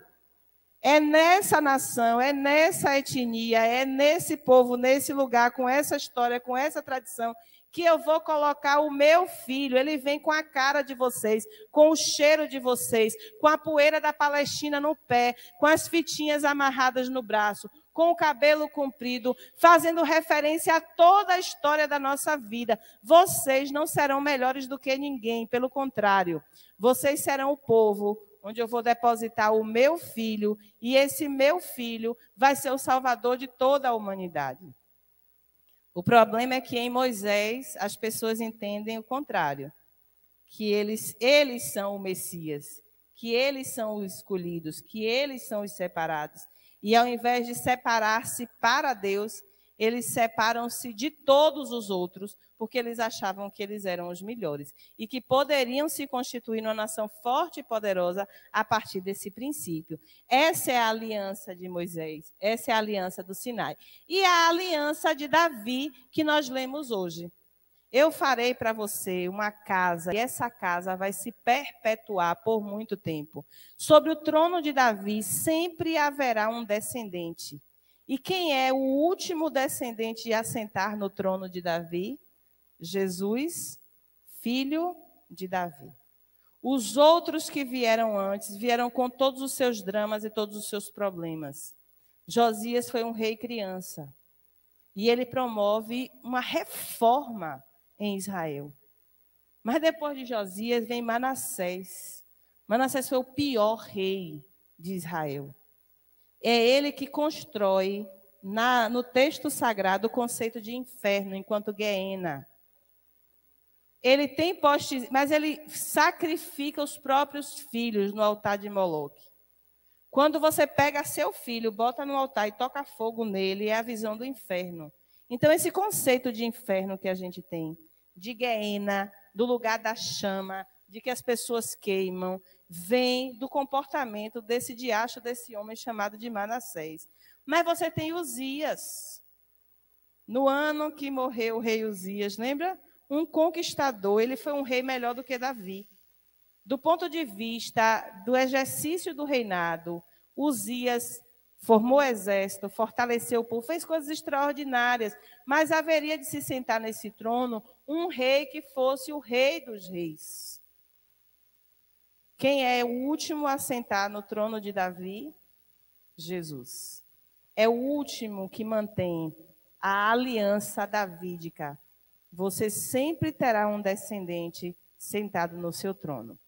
E, finalmente, em Jesus, o Filho de Deus, ser filho de Davi, implica em realizar tudo que o povo de Israel esperava. Em Jesus, nós temos o libertador. Quem é a figura do libertador? É Moisés. Moisés liberta o povo de quê? Do cativeiro. E nós, por analogia, dizemos que Jesus nos liberta do poder do pecado. Essa é a verdadeira libertação que Jesus vem promover na nossa vida. Nos libertar do jugo, do pecado e dos efeitos do pecado sobre o mundo. A fome, a miséria, a injustiça, a pobreza, tudo que nos assola, porque nós deixamos de cumprir as liberdades que Deus promove na vida das pessoas. O pecado, Deus nos liberta do pecado e nos liberta dos efeitos do pecado sobre a nossa vida. O único efeito do pecado não é ir para o inferno, mas há um efeito do pecado que é transformar a nossa vida no inferno. E quando a gente tem má distribuição de renda, quando a gente tem desemprego, quando a gente tem fome, quando a gente tem doença, quando a gente tem miséria, quando a gente tem injustiça, é o pecado operando o seu poder sobre a face da terra. É por isso que no julgamento das nações, Mateus 25, quando o rei voltar, que julgar o seu povo, vai dizer: vinde benditos de meu Pai, possuí por herança esse reino que vos está proposto já desde muito tempo atrás. Porque eu tive fome e deste-me de comer. Eu tive sede e deste-me de beber. Eu estava preso e foste me visitar. Eu estava nu e foste me cobrir. Eu estava doente e você foi levar cura para a minha vida. Fome, sede, doença, encarceramento são efeitos do pecado, efeitos reais, sensíveis, perceptíveis pela pele e por este corpo, que o pecado produz no mundo. E quando o filho de Davi assentar-se sobre o trono, ele vem para nos libertar dos efeitos não só do pecado, como dos efeitos do pecado sobre a nossa vida. Em Jesus nós temos o profeta, a profecia. E eu trouxe ali Eliseu e Elias. E é a cena da transfiguração, que depois o pastor explica para a gente que não era bem um carro de fogo, mas era alguma coisa como que um carro de fogo, não é? Que separa os dois, a capa cai. Por que é que eu trago eles dois? Porque Deus só intervém na história com sinais, prodígios e maravilhas em 3 momentos. Em Moisés opera as 10 pragas. Moisés transforma o cajado em serpente. Moisés tira a água batendo na pedra. Moisés pega a água de Mara, joga a árvore dentro e a água vira água doce. Moisés entende que as pessoas estão sendo picadas pelas serpentes da areia. E Moisés levanta uma imagem de uma serpente para que as cobras fujam daquele lugar. Moisés abre o mar vermelho. Moisés faz muita coisa. Moisés e Josué, eles fazem muitas coisas milagrosas, quase que inexplicáveis, para que as pessoas creiam no poder de Deus. Depois, quem é que faz isso? Elias e Eliseu. Da profecia, são eles dois que Deus usa para fazer coisas extraordinárias, para testar o seu poder e provar o seu poder para as pessoas. É Elias que no Monte Carmelo faz os profetas de Baal levantar um altar e eles ficam lá por horas pedindo a Baal para descer fogo do céu. O fogo desce? Não. E Elias tira a onda. Ele diz assim, meu altar está aqui, ó, e eu vou fazer mais, encha de água. Mole, vá, encharque. Jogue, não jogue gasolina não, que está R$8 o litro, né? Jogue água, que também não está brincadeira pagar o recibo de água, mas jogue água à vontade. Senhor Deus de Israel, se tu és o Deus de Israel, desce fogo agora. O fogo lambe a água, o fogo lambe o sacrifício, o fogo lambe o altar.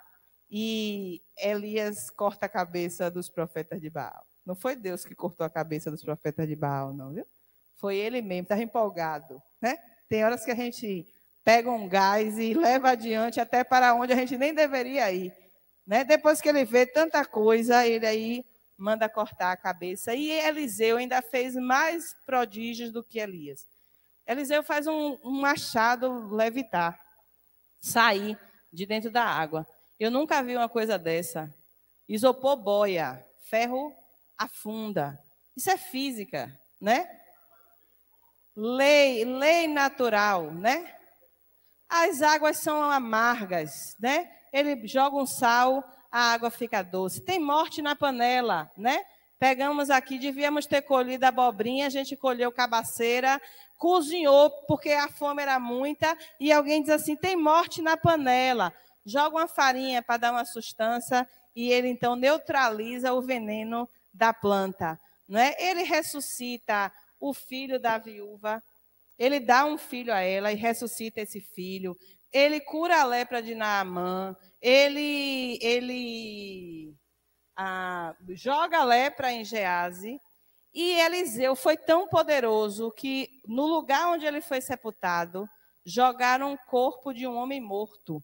E na hora que o homem tocou nos ossos de Eliseu, o cara viveu de novo. Então, ele era tão poderoso em sinais, prodígios e maravilhas, que mesmo depois de morto, os ossos de Eliseu ainda faziam milagre, né? E Eliseu não levava desaforo para casa. Conta a história que uns meninos chamavam ele de calvo. Vai o careca, vai o careca, vai o careca. Ele disse, você vai ver o careca. Espera aí que eu vou lhe mostrar o careca. Aí sobem 2 ursas, não é? Porque vocês estão lembrados que esse território todo que eu mostrei lá naquele... Não precisa voltar lá, não. Mas nós estamos falando do Médio Oriente e do Extremo Oriente. né? E se a gente lembrar que para cá, para cima e para o lado, a gente tem Rússia, né? A gente tem esse território ocupado pela Rússia, pela Ucrânia, esse território agora que a gente tá em destaque aí na televisão. E que nessa região tem ursos, sim, não é? É de se acreditar que esses ursos, essas ursas, subiram e mataram um menino que estava fazendo bullying com o profeta, porque ele não levava desaforo para casa. E, finalmente, volte aí para essa outra imagem. Isso. E eu trouxe aquela imagem, porque sob o título de rei está a condenação de Jesus. Ali naquela plaquinha está escrita: esse é Jesus, o rei dos judeus. Jesus Nazareno, rei dos judeus. Iesu Nazarenus, né? Rex Judeum. Por isso que é em INRI. Eu, quando era criança, ficava intrigada que é aquele INRI em cima da cruz de Jesus. Mas é isso. É Jesus o Nazareno, Jesus de Nazaré, o rei dos judeus. Ser filho de Davi implica que nessa figura estava centralizada o libertador, estava centralizada o profeta, o cumprimento de todas as profecias, e ele foi o último rei a sentar no trono de Davi. Jesus Nazareno, o rei dos judeus, que veio, assim como Moisés e como Elias, realizando prodígios, sinais e maravilhas. E só para fechar a lição dessa manhã, tocando de novo no ponto que o irmão Eudaldo já trouxe para a gente, da dificuldade das pessoas reconhecerem que Jesus era, então, o último descendente de Davi. Tanto sim, volte lá para a primeira tela, Lívio, só para onde tem os textos, porque eu vou caracterizar para os irmãos o que é... Não, a outra, é a segunda, eu que estou errada. Pronto. A partir de Lucas 1, 27, 32 e 69, a gente vai fazer um recorte. Quem é que chama Jesus de rei dos judeus? Ana e Simeão. E Isabel. São os três. Nesses 3 versículos que a gente leu na semana passada, Lucas 1, 27, é Isabel reconhecendo que Jesus é filho de Davi. Depois a gente tem Simeão reconhecendo que Jesus era filho de Davi. E depois a gente tem Ana, a profetisa, reconhecendo que Jesus era um filho de Davi. Quem é? Não, aqui nesse versículo, né? Vamos fazer esse recorte. Os principais dos sacerdotes, os fariseus, os saduceus, declararam que Jesus era filho de Davi? Não, nunca. Quem declara? Isabel, Simeão e Ana, cheios do Espírito Santo, em circunstâncias em que a eles era revelado que a salvação de Deus chegou. Lembre que Isabel vai dizer: quem sou eu para que o meu Senhor venha me visitar? Simeão vai dizer: eu recebi por revelação que eu veria o Salvador, eu veria o Filho de Deus antes de eu morrer. E ele ainda diz a Maria: seu filho vai sofrer, vai ser traspassado por uma espada, e lide com isso. Vai logo se conformando com esse fim trágico que ele vai ter. E Ana, que aguardava a salvação de Israel. Então, esses 3 reconhecem que Jesus é filho de Davi nos seus cânticos, nos seus discursos, por revelação divina, por estarem alinhados com o pensamento de Deus para o mundo. São 3 pessoas que, por inspiração divina, conseguem reconhecer que Jesus Cristo é o filho de Davi. Depois dessas narrativas de Mateus aqui, ó, Mateus, Marcos e o próprio Lucas, a gente tem esse episódio que Eudaldo fez referência. É o cego Bartimeu, que está à margem da sociedade, que está excluído do processo social, ouve falar de Jesus e ele começa a clamar em alta voz, dizendo: Jesus, filho de Davi, tenha compaixão de mim. E repete de novo: Jesus, filho de Davi, tenha compaixão de mim. Os outros episódios, né? Além desse, esse é o mais marcante, é o que aparece nos evangelhos de forma sinótica. É sempre um clamor que vem dos condenados da terra. Os detentores do poder não conseguiam reconhecer que aquele jovem galileu simples, filho de José, da Galileia dos gentios, poderia ser o filho de Davi. Sabe quem viu que Jesus era o filho de Davi? Os pobres, os condenados da terra. Aqueles cujas possibilidades e oportunidades na vida já haviam sido retiradas de todo o tempo, de todo o espaço, de todo lugar. Aqueles cujos olhos não estavam contaminados pelas hierarquias de poder. Aqueles cujos olhos puderam ver as coisas grandes que foram reveladas aos pequenos, aos desprotegidos, aos vulneráveis, àqueles que estavam à mercê da própria sorte. Esses, quando viram Jesus, conseguiram reconhecer que ele era o filho de Davi, porque os grandes e os poderosos trabalharam para matá-lo, para que ele não ocupasse esse lugar, para que o lugar desocupado ficasse, para que um outro filho de Davi, um poderoso, que se sentasse no trono e fizesse o que Davi fez, matasse os inimigos, conquistasse de novo a terra ao redor e estabelecesse Israel como um reino forte e poderoso. Pelos inimigos, entenda, matar Roma e matar todos os gregos. Depois nós vamos encontrar o apóstolo Paulo escrevendo a Timóteo, um gentio, explicando para ele que Jesus Cristo é o filho de Davi. Porque os gentios não conheciam a história. Os gentios não conheciam a aliança. Os gentios não conheciam a promessa. Então era preciso fazer sentido para eles, porque Jesus Cristo era o filho de Davi. E, por último, a gente vai encontrar essa mesma expressão no Apocalipse de João, que é quando João está escrevendo contra Roma, escrevendo para a igreja que estava dispersa, as 7 igrejas da Ásia Menor. As 7 igrejas é o conjunto de todos os que creem no Filho de Deus. E ele então diz, aquele que é o leão de Judá, a raiz de Davi. O que é a raiz de Davi? Ele é o último a assentar-se no trono, porque ele é descendente direto de Davi e cumprimento dessa promessa que Deus fez a Davi lá atrás. Quem é digno de abrir o 7º selo? O leão da tribo de quem? De Judá. Qual era a tribo de Davi? Era a tribo de Judá. Por que é que os hebreus começam a ser chamados de judeus?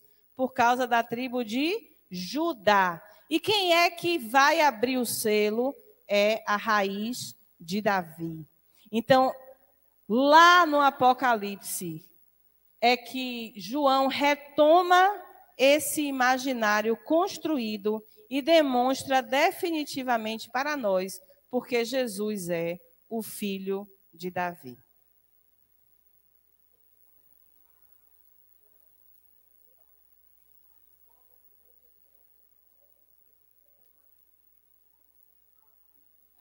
Isso. Oi?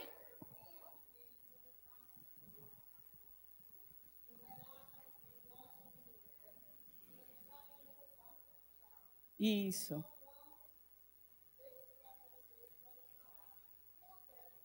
Isso. Isso.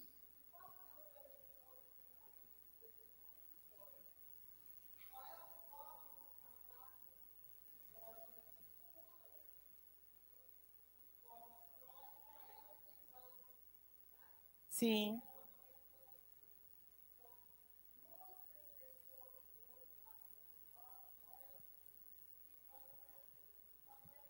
Judeu.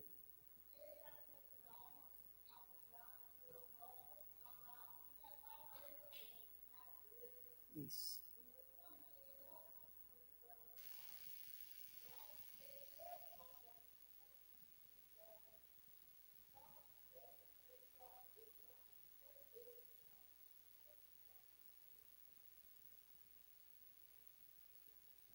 Ele estudava a Torá. Eu entendi. E isso é desse lugar.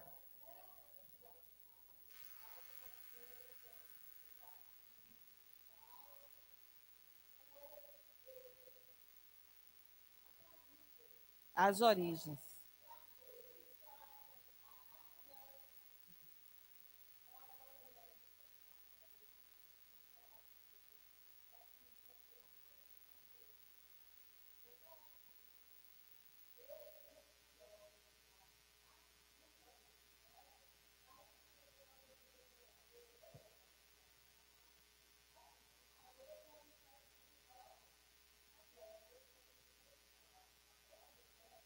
Os meus olhos veem.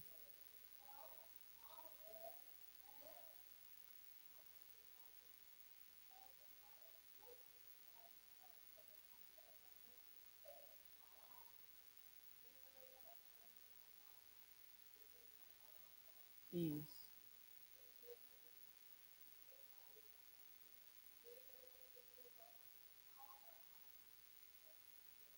Isso. É Jesus. Isso aqui é a Bíblia, tá? A palavra é Jesus. Muito bem. Falei do ventre, né? Um ventre hebreu gera hebreus. Mas quem ousaria dizer Jesus, filho de Betseba? Né? A gente coloca aí, então, porque é que Jesus, essa é a dimensão familiar de Jesus, e aí a gente fala das genealogias. Olha aí, a lógica da origem, né? De onde é que nós viemos, por que chegamos a esse lugar e como fazer parte dessa cultura influencia a nossa vida. É a história das genealogias, a lógica ou a ciência que estuda as origens. E assim a gente conclui nessa manhã a história de por que Jesus é filho de José, mas também Jesus é filho de Davi. No próximo domingo nós estudaremos a paternidade de Deus, porque Jesus é o Filho de Deus. Que dimensão é essa da família de Jesus? Tá certo, minha gente?